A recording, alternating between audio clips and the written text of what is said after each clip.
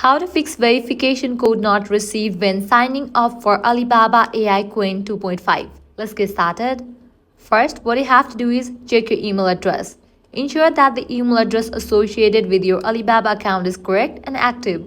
Double check that your phone number is entered correctly, including country code, and that is capable of receiving SMS messages.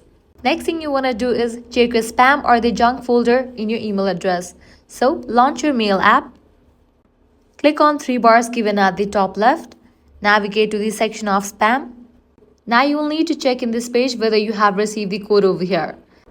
Next thing you can do is sign up for your Alibaba using the Google or the GitHub account. This way you won't need to verify anything. Your account will be directly registered.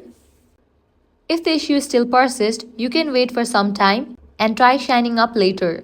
With these steps, you should be able to resolve the issue of not receiving the verification code for Alibaba's AI Qwen 2.5.